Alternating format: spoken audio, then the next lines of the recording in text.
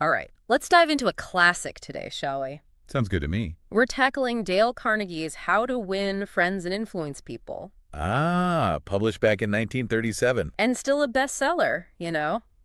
Wildly popular for a reason. It really is. Its advice is, well, timeless. Timeless is a good word for it. And today we're going to unpack, well, some of the most potent insights from this book. Sounds like a plan. See how they apply to our lives today. Because even though it was written almost a century ago, Yeah. the advice is, well, it's surprisingly relevant. Absolutely. And Carnegie, he kicks things off with a powerful analogy. If you want to gather honey, don't kick over the beehive. It's a good one, isn't it? It is. So what's the wisdom behind that?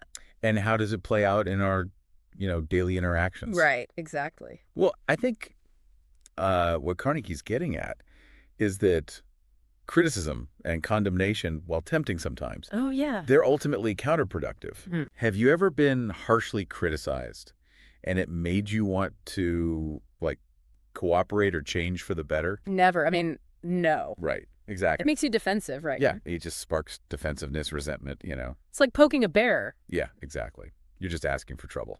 Exactly. And to illustrate this point, Carnegie brings up the example of Two-Gun Crowley. Oh, yeah. The notorious criminal. Yeah, even when he was facing execution, Crowley refused to take responsibility for his actions. Refused to take responsibility. Yeah. Declaring, this is what I get for defending myself. It's almost like our default setting is to protect our ego.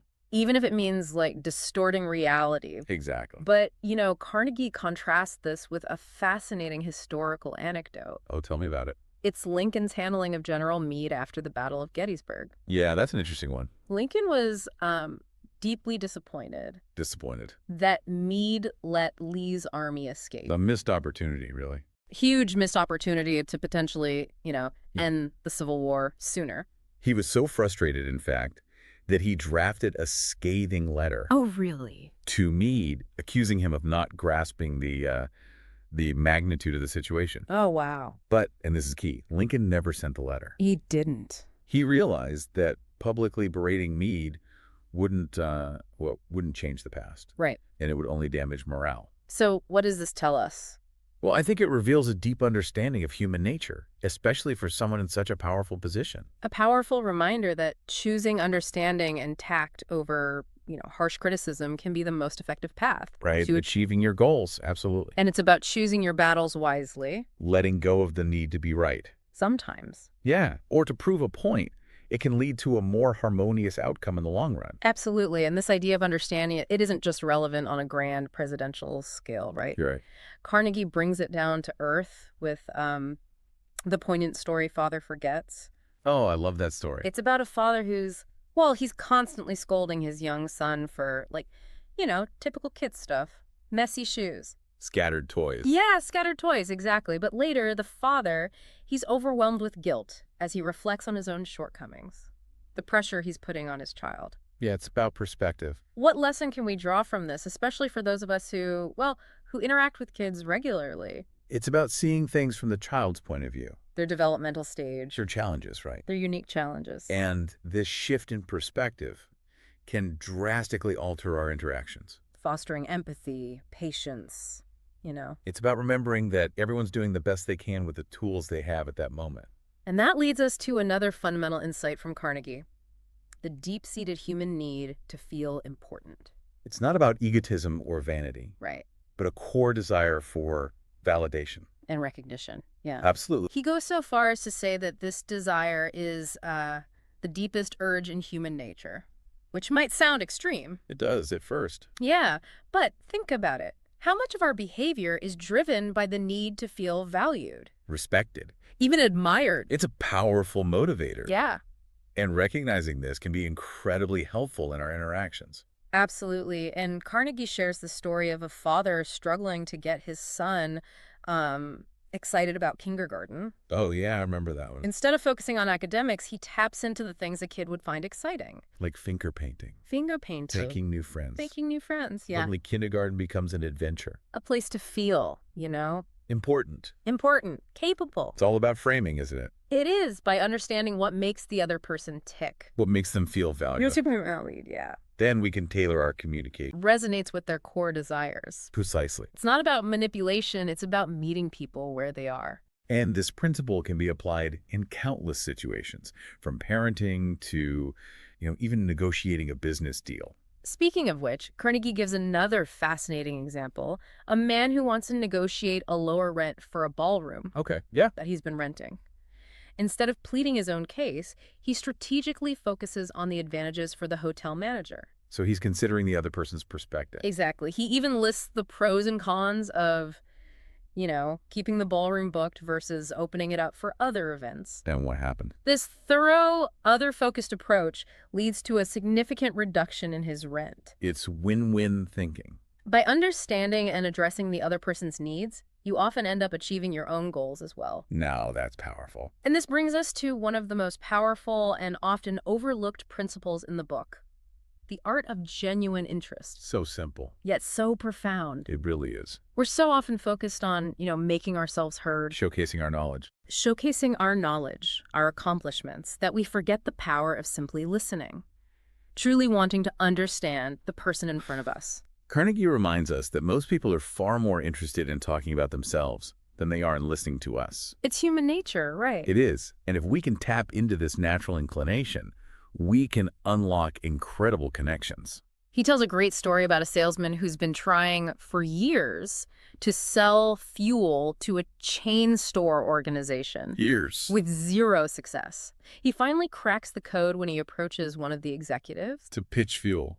not to pitch fuel, but to ask for help with a debate he's preparing for. Okay, interesting. What's the debate about? The debate topic is whether chain stores benefit or harm the country, And the salesman is taking the side of. defending chain stores, and he genuinely seeks the executive's insights and expertise. This shift from selling to seeking knowledge ultimately builds trust and rapport. Leading to a breakthrough. Yes, leading to a breakthrough in their business relationship. So sometimes the best way to influence someone is to just listen. And learn from them. It's about making them feel valued, not just as a potential customer or client, but as a human being with valuable knowledge and experiences. And this leads to another key aspect of genuine interest, the willingness to be vulnerable, Vulnerable. to share our own feeling. Our own experiences. Carnegie tells a heartwarming story of a young boy hospitalized on Thanksgiving, feeling utterly alone. A nurse, instead of offering generic platitudes, sits down and shares her own feelings of loneliness being away from her family on the holiday. Imagine the impact that must have had on that boy. It must have been powerful. Yeah, to know that even an adult, someone in a position of authority, can feel vulnerable and lonely, it must have been incredibly comforting. It speaks to the power of human connection, recognizing our shared humanity, So we've explored the importance of understanding. the deep desire to feel important. The art of genuine interest. But disagreements are inevitable, right? They are. So what does Carnegie say about navigating those tricky waters? Well, he says you can't win an argument. What? Now, he's not saying we should just roll over and agree with everyone. Right. It's more about making us think about the true cost of winning an argument. What do you mean? Well, even if we win an argument by overpowering someone with logic or facts, we might damage the relationship in the process. Oh, I see. Resentment lingers. And the other person might become less open to our ideas in the future. Exactly. It's a reminder that sometimes preserving the relationship is more important than being right.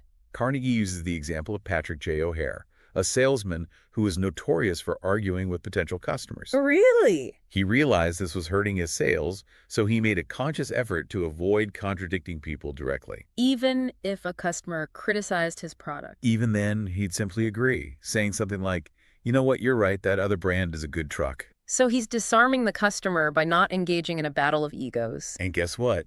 His sales skyrocketed. So it worked. By creating an atmosphere of agreement, he lowered people's defenses and made them more receptive to his message. That's a fascinating case study. And it seems like this approach ties in with another one of Carnegie's principles, admitting your own mistakes first. Absolutely, it takes courage, but it can be incredibly disarming. Give me an example. Carnegie shares an anecdote about Mistakes first. absolutely, it takes courage, but it can be incredibly disarming. Give me an example.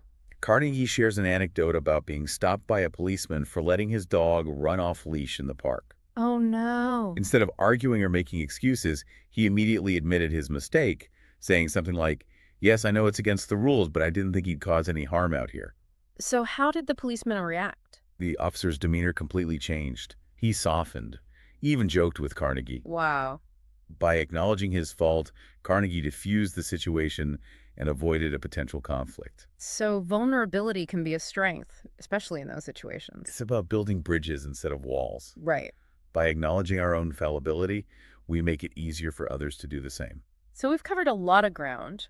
The power of understanding, The desire to feel important, the art of genuine interest. and how to handle disagreements effectively.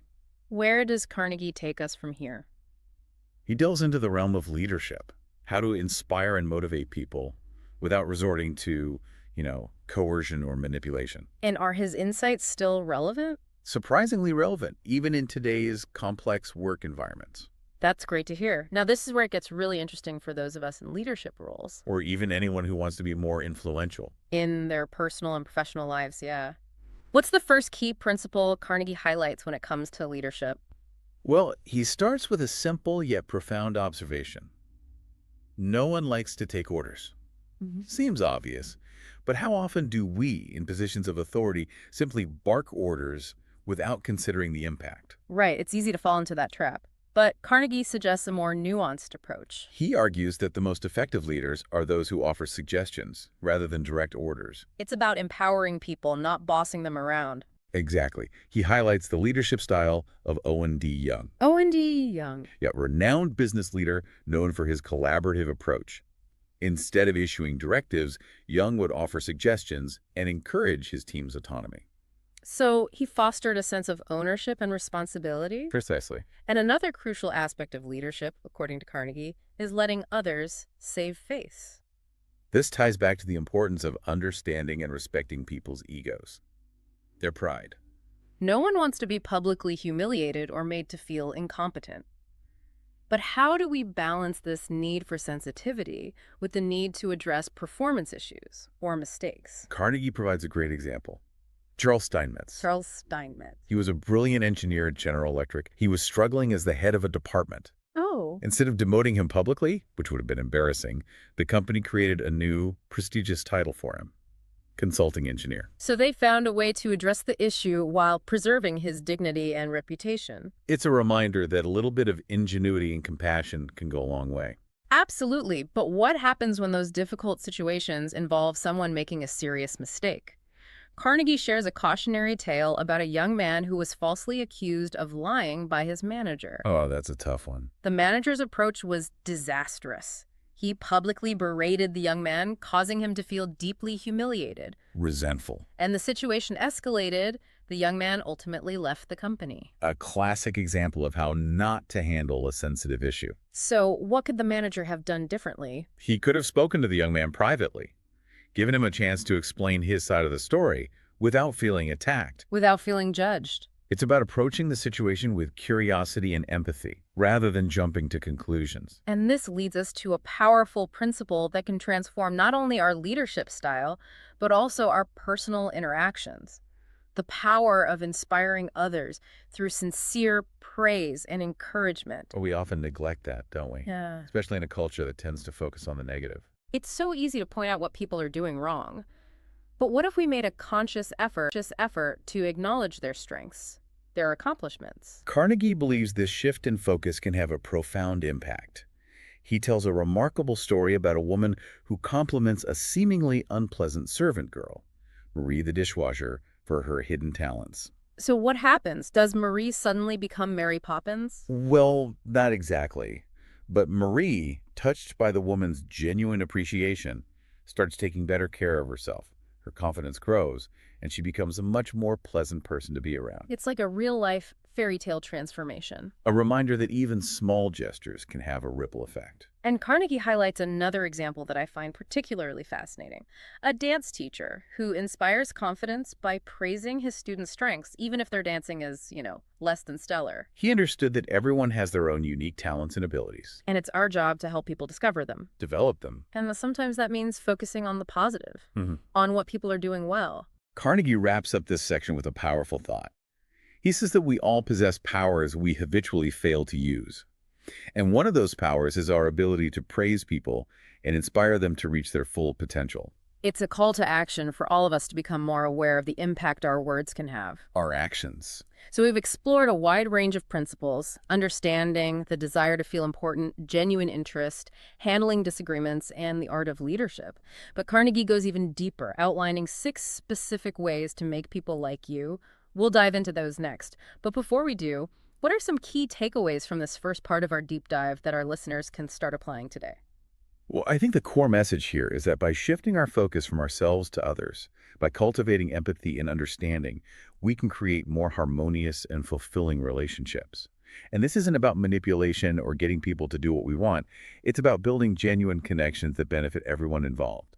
It's about remembering that everyone, regardless of their background or position in life, has a deep desire to feel important and valued. And when we tap into that desire, we can unlock incredible possibilities For growth? for our connection. Absolutely. So we've laid the groundwork, right, with some powerful principles from Carnegie. Now, let's get tactical.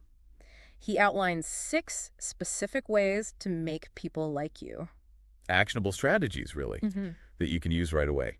Okay, so let's open up this toolkit. See what we've got. Yeah, what's the first principle Carnegie lays out? Become genuinely interested in other people We've touched on this. throughout our deep dive, but it bears repeating. Yeah, you're right. It's so easy to, fall into the trap of trying to impress others with our own, accomplishments. Or stories. Yeah, stories. But Carnegie argues that people are far more interested in talking about themselves. Not about being self-effacing. Right. It's about shifting the focus from me to you, When you genuinely want to understand someone else's perspective, their experiences. their passions. It creates a connection It's like that feeling you get when someone really listens to you without judgment, without interruption. Yeah, and you feel seen. heard, Yeah. valued. And that feeling is incredibly powerful. It is. And it's something we can all cultivate, regardless of our personality. Okay, so what's next? The second principle Carnegie highlights: smile. A smile can be disarming. It's an instant icebreaker. But I'm sensing that Carnegie isn't talking about just any old smile, No, he emphasizes that it has to be genuine, a heartfelt expression. of warmth, openness, Not a forced, mechanical grin. Yeah, exactly. It's about conveying sincerity. That you're genuinely happy to be interacting with this person.